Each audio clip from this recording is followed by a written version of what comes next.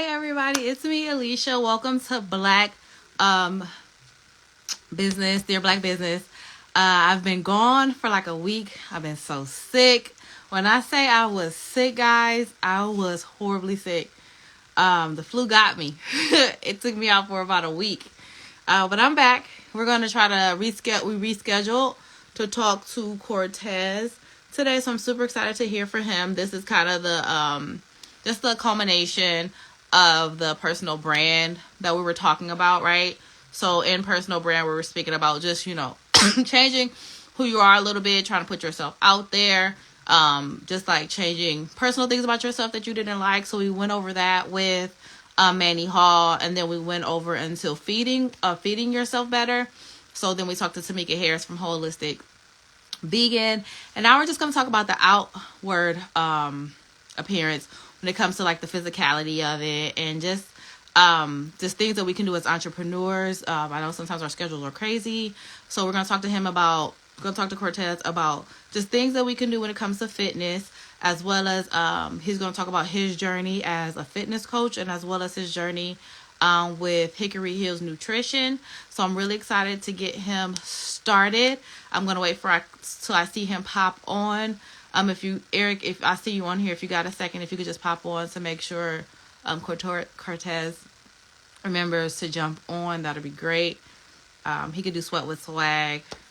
That'll be fine. Let me actually try to see if I can find him.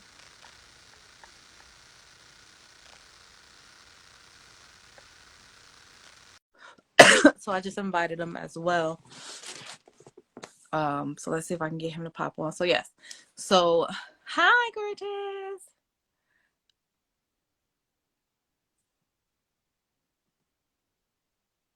So I'm gonna invite Cortez up to talk.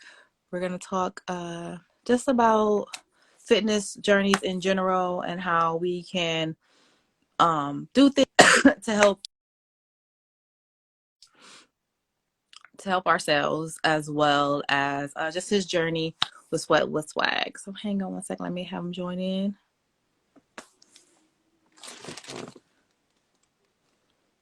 I invited you up. Let's see if you can get it.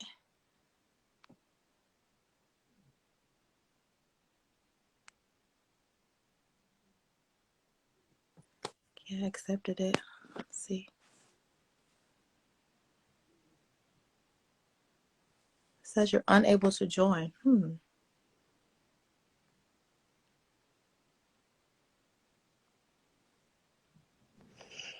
Oh, there you go. Hi.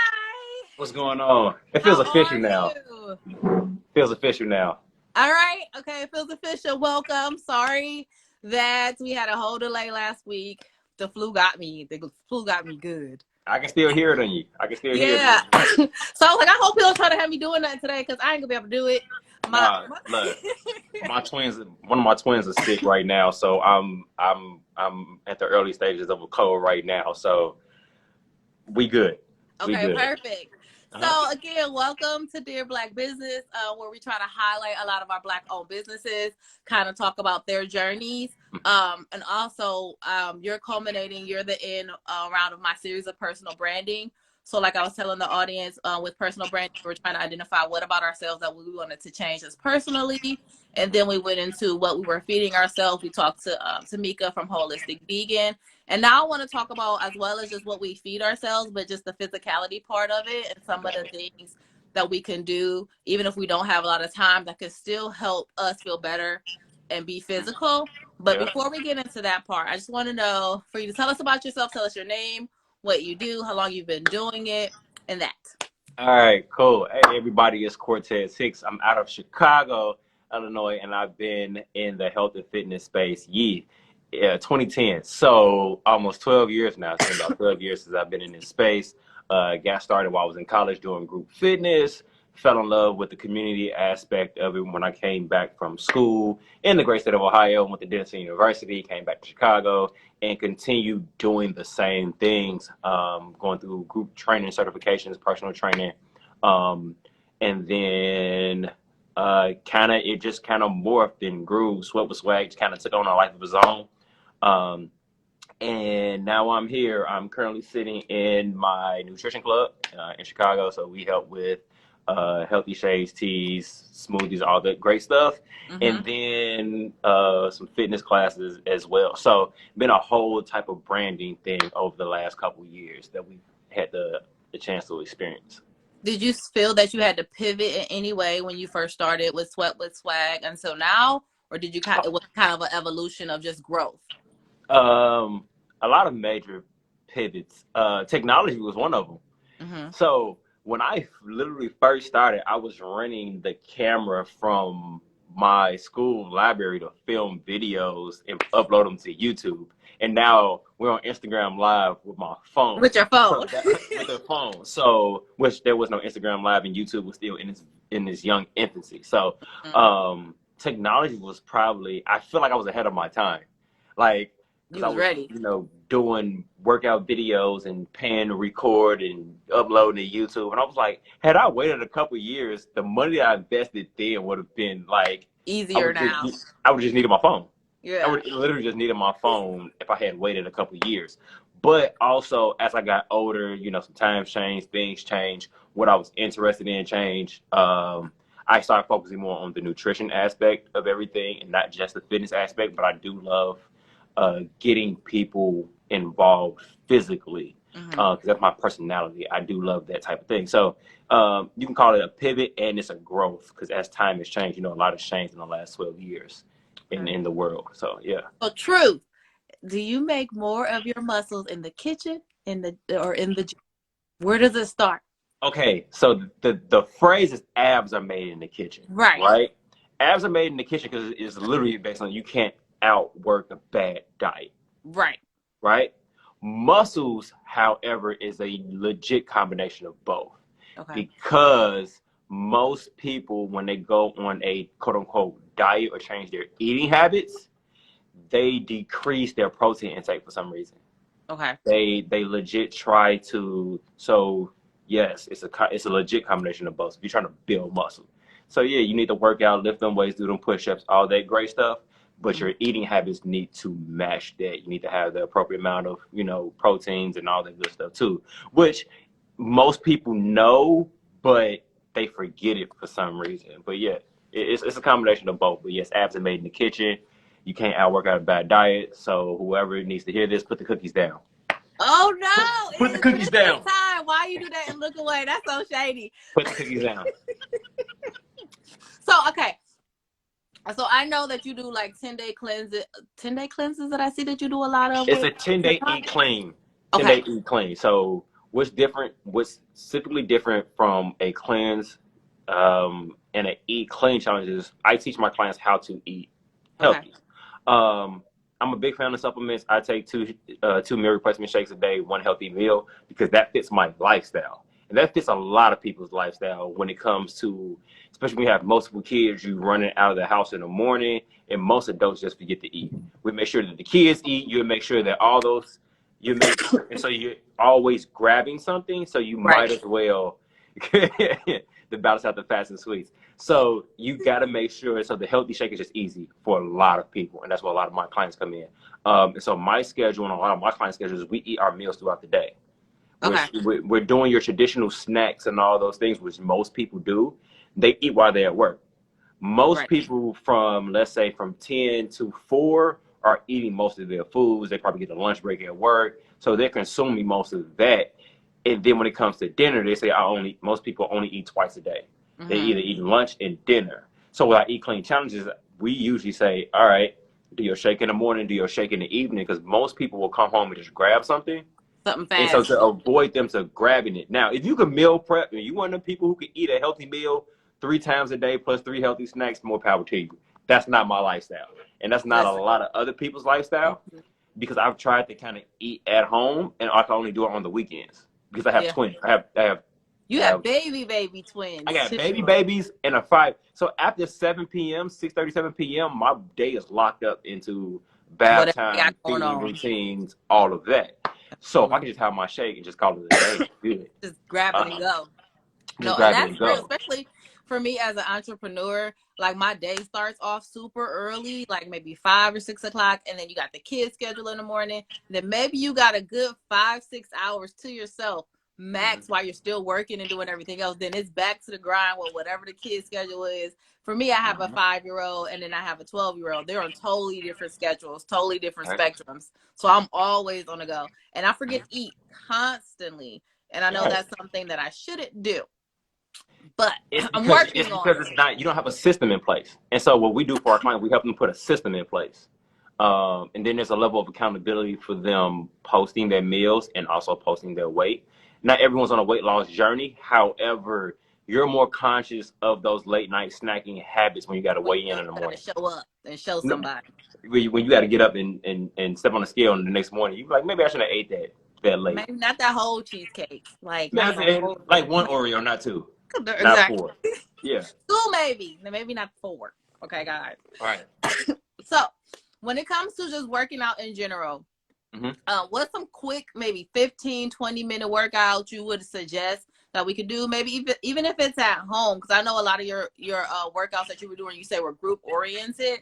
So I know a lot of those type of workouts are easier when it comes to things that you would need to utilize, like maybe your own muscle mass or your own body weight to get stuff done. What are a couple of workouts or a couple of ideas that you can give somebody?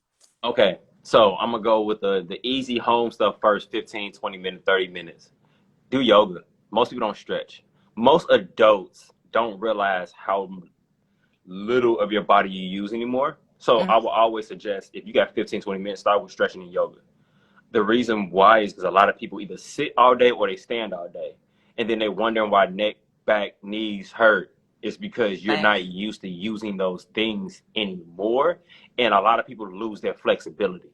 That's just basics. Like, I feel like you should be able to touch your toes. You shouldn't, like, if you have to do a quick sprint, you shouldn't pull a hamstring. Like, so you have to do those things to like loosen up your body. A lot of times we're tense because we sleeping awkward. You have a 5-year-old, so there's probably still creeping in the bed, and then like you got the corner of the bed like this, and then you wake up like, while my neck hurt, while my back hurt, and it's because you've had extra bodies laying next to you. So those are always first. I'm always going to suggest that people start to physically start warming their bodies up, either beginning of the day or end of the day. There's a lot of videos, 10, 15-minute morning stretch videos or end of the day stretch videos. That's for basics. And then you can really go with the basics of the calisthenics. People don't want to talk about the push-ups and all of those things, but you have to find what you enjoy. So I'm gonna always take my clients back to this. What do you enjoy? Not my 40-year-old knees. Yeah. You have to figure out what you can do that you enjoy, and also don't make it so complicated. Sometimes you got to find something. So, for example, a jump rope. Think about when the last time you probably jump roped. Right. But 10 minutes of jumping rope is equivalent to a 30-minute walk. Wow. So you have to, if I got 10, you got 10, 15 minutes. All right, let's get with the jump rope, right? You'll get your cardiovascular together, you get your balance together, to get all those type of things together. So I'm always wanting to keep it simple. All right, so we gonna do 15 minutes of the stretch, and let's grab you a jump rope, whether you're doing it in the house, you got to go in the backyard or something like that. Right. Those are simple things, and most people don't think of it. But what's easy to do is easy not to do. Right. So that's real. You're like, maybe later. Right. So that's what I really found what the commitment is. Is that most people can find the time, but at the end of the day, you deal with work, you deal with the kids. Now you just like, I just want peace. And it's like that. I want to. Right, you don't want to do nothing. That's why I try to get it in at 5. If I'm a workout, it has to be in the morning when I have all my energy. Because if I don't get it done in the morning, about 7 o'clock, it ain't. Yeah, so you got to, and most important for my clients is finding finding that you like, and 2, finding their routine. Right. I can work out right now. My current schedule has been midday. I can work out most days between 10 a.m. and noon. Most recently, I go from noon to 1 o'clock. I go to a class. My wife is a 5 a.m., 6 a.m. person. I refuse. It's not something I get excited about. It's not something that I'm like, oh, I'm going to get up and go work. Like, I can't do it. But you have to find what works for you, because whatever your routine is something that you're going to be able to stick to. So if you're like, all right, I'm going to get up 5 a.m. and I'm gonna work out. I'm gonna do this jump rope. I'm gonna do these X, Y, and Z. You're fine. Right. But once you miss that time frame, It's you over. got to be able to stick to it. So yeah, so those are quick things. 1, stretch it out. 2, get some yoga in. And 3, find something that you can do in a routine that you can stay consistent with. Most important is consistency. I don't care what it is. I don't care if you go walk. All right.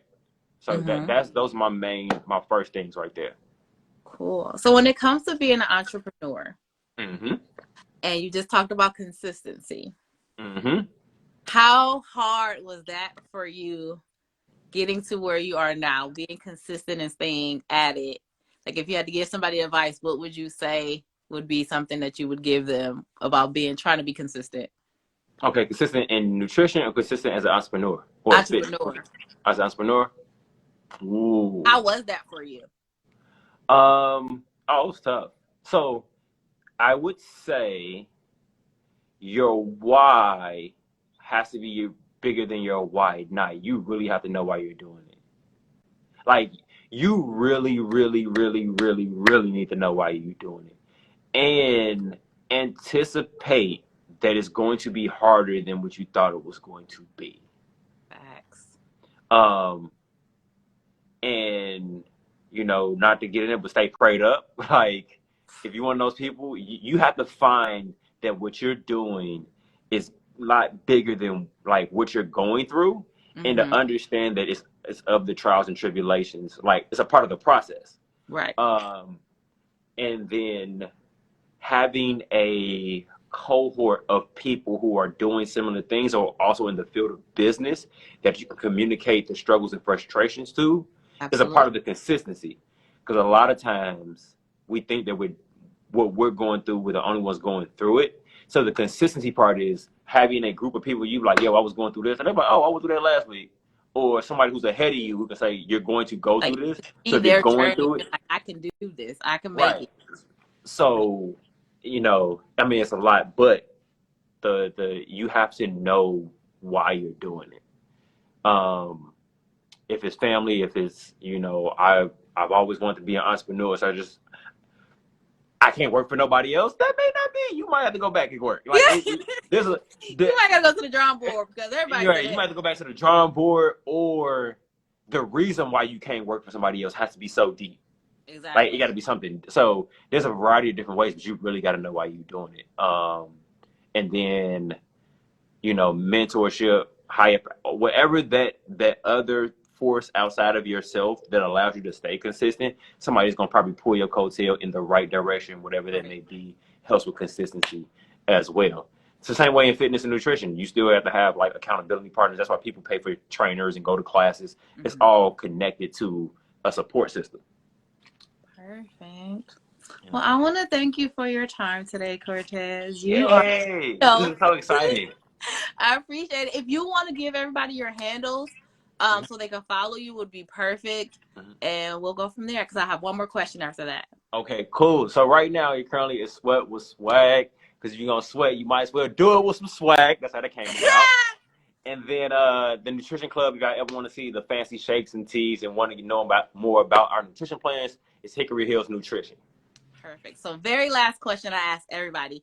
We talk about Dear Black Business. If you had to write in your business journal today about your growth and evolution, what would you say to yourself as you would look back on your past growth? Being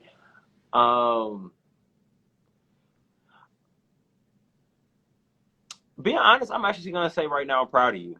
Like, you stuck through it. It was tough for a minute. You thought that you almost didn't make it. Put it like that. You thought that you weren't gonna make it. So I'm proud of you for sticking through it. You know what I'm saying? You made it happen. You're still here. You're still moving and growing. So congratulations. I'm proud of you. Awesome. Thank you so much for your time, Cortez. You're awesome. And we will hope to talk to you again soon. All right. Thank you so much for having me. I appreciate you and everyone else who's tuned in for us. We had a nice little crowd today. All right. Awesome. Bye. Bye.